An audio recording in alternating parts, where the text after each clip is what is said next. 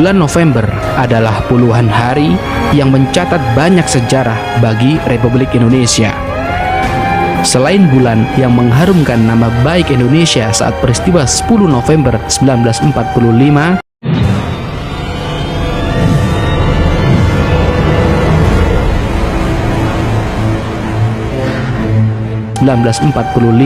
hingga peristiwa yang menjadi aib yang sangat luar biasa terhadap Republik Indonesia. Itulah kisah pembantaian berdarah dingin di Timur Timur yang menyebabkan tewasnya 200 orang yang dikenal sebagai tragedi Santa Cruz 1991.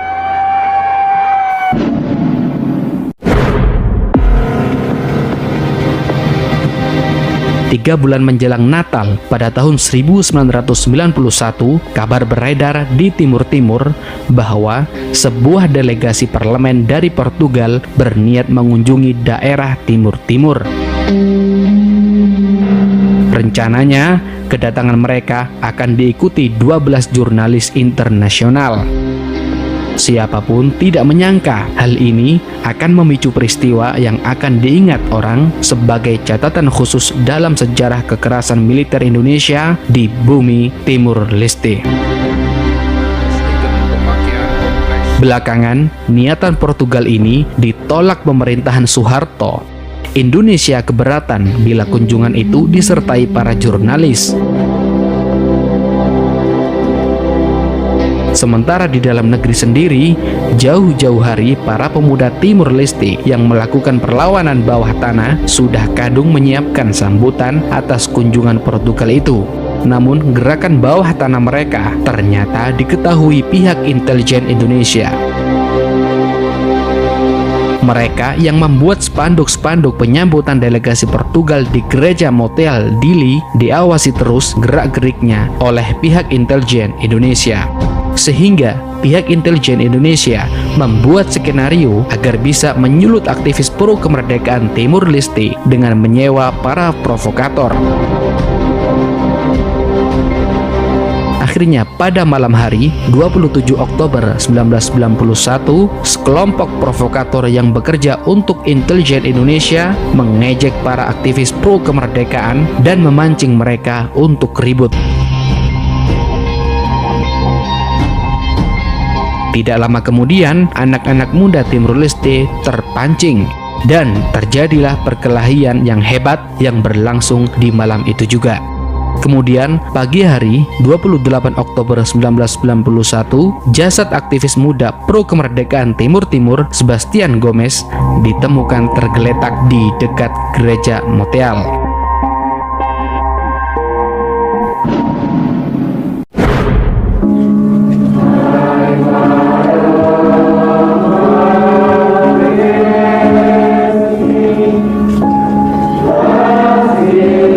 Pada pagi hari 12 November 1991, Pastor Alberto Ricardo memimpin misa arwah untuk memperingati kematian Gomez di gereja Motel Dili. Misa arwah diikuti ribuan umat Katolik Timur Leste. Ketika acara misa arwah selesai pukul 7.00 waktu setempat, sekitar 500 orang keluar gereja sembari membentangkan spanduk bergambar Xanana Gusmao, pemimpin gerakan pro kemerdekaan Timur Leste.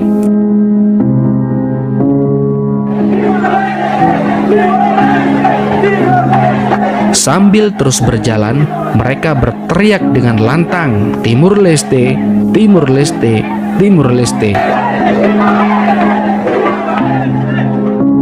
Iringan pengunjuk rasa itu berjalan sekitar 4 km menuju pemakaman Santa Cruz tempat Gomez dimakamkan. Sampai di pemakaman Santa Cruz, tentara Indonesia telah bersiaga dengan pakaian preman yang dibentuk pada malam sebelumnya. Saat itulah suasana menjadi kacau.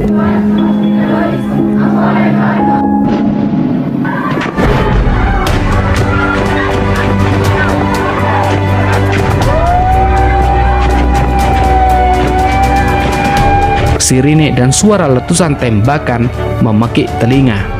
Para demonstran lari tunggang langgang, sementara yang lain mencari persembunyian di antara nisan-nisan Santa Cruz. Pada waktu itu, tentara Indonesia menembaki massa dengan membabi buta, diikuti berondongan senapan otomatis selama beberapa menit. Tentara Indonesia menembak ke tengah kerumunan dan membuat para aktivis pro kemerdekaan tertembak di punggung saat mereka berusaha melarikan diri. Tentara lainnya menendang dan menusuk korban hingga terluka.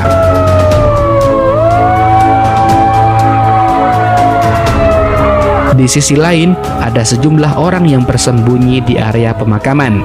Akhirnya, banyak mayat yang bergelimpangan.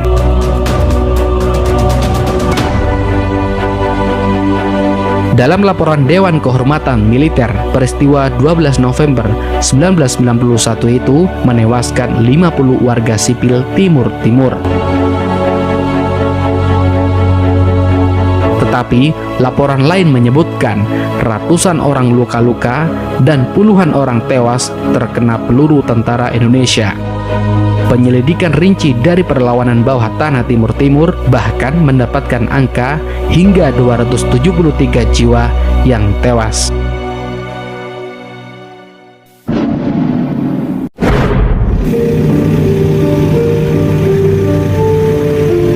Setelah insiden Santa Cruz di Dili itu, Senator Amerika Serikat meminta Presiden George Bush agar membantu Timur Timur menentukan nasib sendiri, atau dengan kata lain, menjadikan negara Timur Timur menjadi negara yang merdeka. On my current visit to the United States, I will use it to have Akhirnya, muncullah tekanan internasional, terutama Amerika, terhadap persoalan Timur Timur, yang mana tekanan itu diabaikan Indonesia dengan tidak menarik mundur militer Indonesia di Timur Timur, tapi malah mengubah struktur kepemimpinan militer di Timur Timur. Lantas, siapa dalangnya? Dalam buku Hendra Subroto, Sintong Panjaitan, Perjalanan Seorang Prajurit Para Komando, mencatat bahwa ada kemungkinan keterlibatan pihak ketiga dalam insiden 12 November di Dili kala itu. Pihak ketiga inilah yang menjadi dalang aksi sabotase di Santa Cruz yang mengarah ke kekerasan militer. Tapi hingga sekarang tragedi berdarah Santa Cruz tersebut belum jelas siapa pihak ketiga itu atau siapa dalang utama tragedi Santa Cruz.